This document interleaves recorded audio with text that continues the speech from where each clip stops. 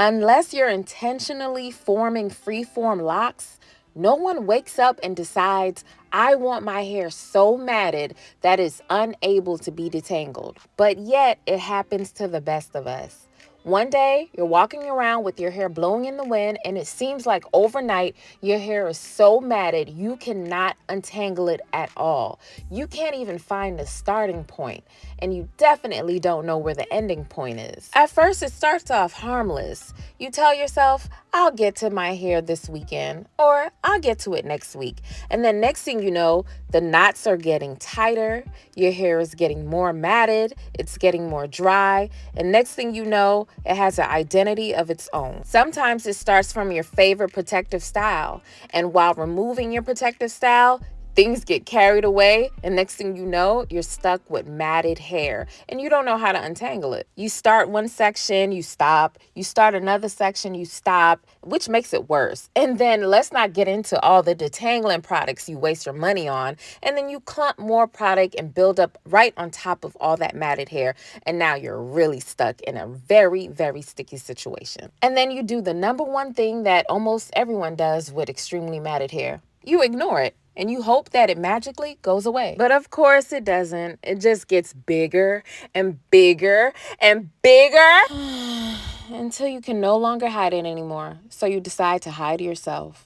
You stop hanging with your friends, your family. You stop going out. You stop being your happy-go-lucky, cheerful self. All because you're hiding a very big secret, and it's right on top of your thoughts, so you can't stop thinking about it. It's always there every time you look in the mirror. Every time you lay down, you can feel it. It even hurts because it's so heavy and it's literally weighing your head down. But there is hope. And if you stick around to the end of the video, I will give you my tips on how you can eradicate a hair tumor.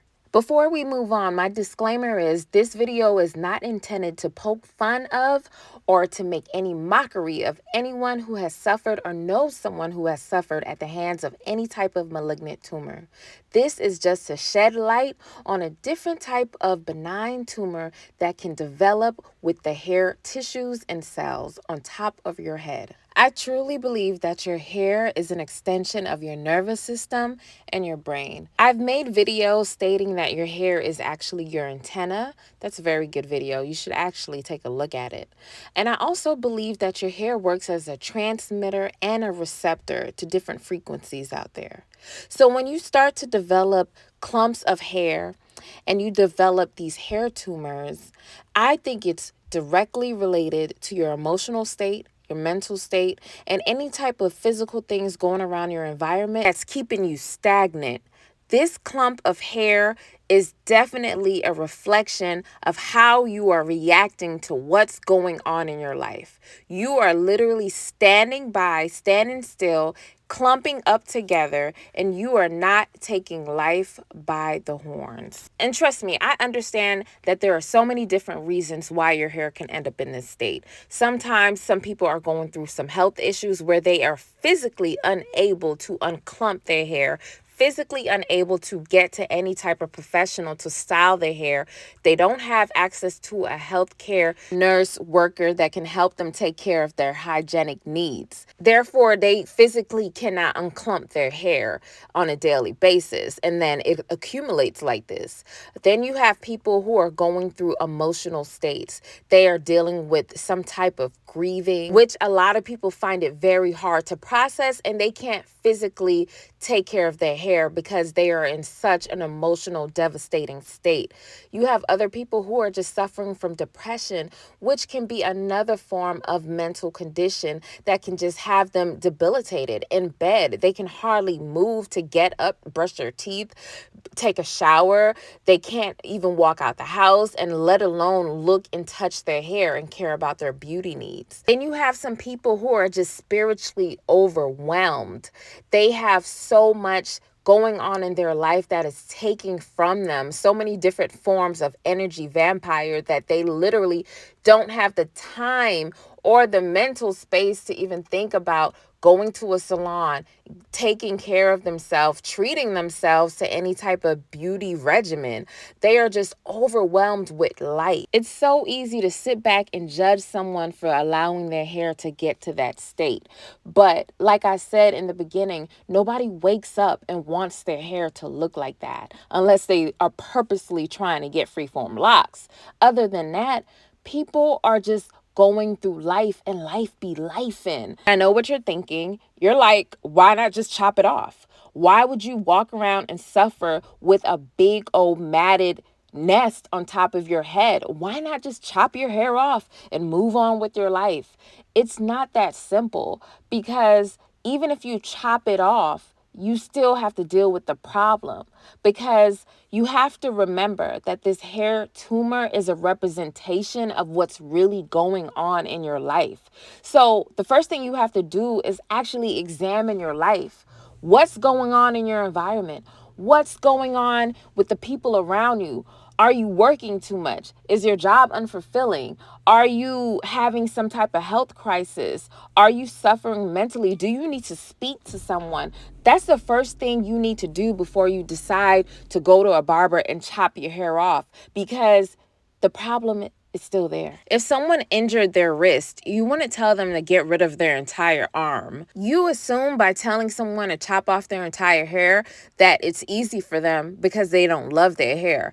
Because your hair is matted up and it's clumped up, that doesn't mean that you don't love your hair and you're not attached emotionally to your hair. There are professionals out there that specialize in detangling extremely matted hair. So yes, it can be expensive, but you can definitely untangle your matted hair. You don't have to chop it off. Or if you have some time, you can do it yourself. I sell two products, the Main Magic Elixir that you put into water, and I sell a Main Magic Detangler. Both products are all natural, and they're going to help you on your journey to untangling and dematting your extremely dry matted hair. These two products have helped so many people around the world detangle their matted hair. There is a solution to your problem. It's not quick and easy, but it is a solution. Will you lose some hair strands in the process? You will. Will you be able to retain a lot of your length? Maybe not, but I can guarantee you will have a lot more hair on your head than going and doing a big chop. So if you do this process, you'll be able to walk out with inches that you can actually do something with. And you can choose hairstyles that are not easy to clump up on you and get matted up on you. Now, if you're watching this video and you have naturally kinky, coily hair and you do protective styles, it's a lot easier for your hair to get matted up, especially if you're choosing not to use a comb as much and you're taking the finger detangling journey towards a length retention. You're going to definitely need these products, and you're going to develop a new beauty regimen for your hair that you can follow, that's easy, it fits your lifestyle, and that you can easily maintain and uninstall so you don't end up with really matted hair that you cannot control. If you know handling kinky, coily hair is a lot for you, you may have to wear your hair in stretched out styles. It's okay for you to be a silk press natural baddie. It's okay for you to wear straightened hairstyles or blowouts or any type of hairstyle that's going to be a lot easier for you to maintain. You can do this natural journey however you see fit. The goal is to have long hair, big hair, soft hair, and beautiful, healthy hair. And I absolutely fully support you if you decide to do a big chop, and that's best for you to just start fresh, start over, and begin to love yourself and rid yourself of whatever toxic things that were going on in your life and just start anew and reborn. I am all for that as well. If you have any questions, or if you just want to vent more about your hair and the situation your hair might be in, you can subscribe to my channel. I will be starting a series, or you can shoot me your email and we can chat it up. We can set up something and you can talk to me. I can be here for you. I can listen and I can help, and I won't judge, and I will just be your girlfriend.